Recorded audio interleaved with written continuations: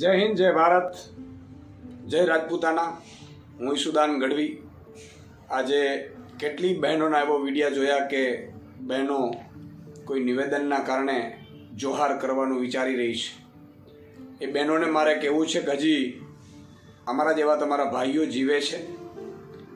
જ્યારે પરિસ્થિતિઓ હતી ત્યારે સ્વાભાવિક છે કે કેટલી બહેનોએ ભૂતકાળમાં જોહાર કર્યા છે, પરંતુ હવે આપણે જોહાર નહીં પરંતુ આ લોકોને બતાડી દેવાની જરૂર છે. આજે ક્ષત્રિય સમાજ, રાજપૂત સમાજની બહેનો ઉપર જે ટિપ્પણી કરવામાં આવી છે ભાજપના નેતા દ્વારા, એ ખૂબ જ વખોડવાલાયક છે. એમની માનસિકતા ભાજપની છતી કરે છે.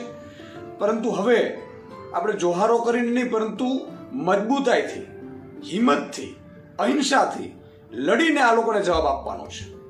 આજે જે લોકો તમે જુઓ ક્યાંય હળવા નિવેદનમાં પણ, હળવાશની પળોમાં પણ એમના મનમાં જે ભૂસો ભરાયો હોય ને એ નીકળવા વિના રહે જ નહીં.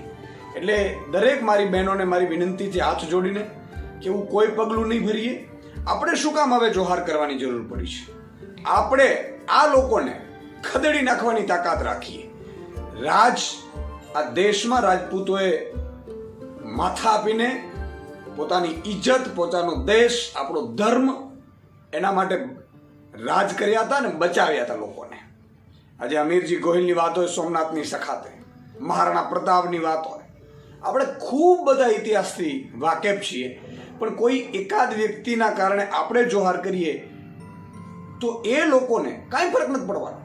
એટલે મારી એક વિનંતી છે બહેનોને કે આવો મજબૂતાઈથી એક થઈને લડીશું, પરંતુ આવું પગલું ન ભરે એવી ભાઈ તરીકે મારા તમામ બહેનોને મારી વિનંતી છે. અને એનાથી પણ મજબૂતાઈથી આપણે લડીશું એવી હું ખાતરી આપું છું. જય હિન્દ, જય ભારત, જય રાજપૂતાના.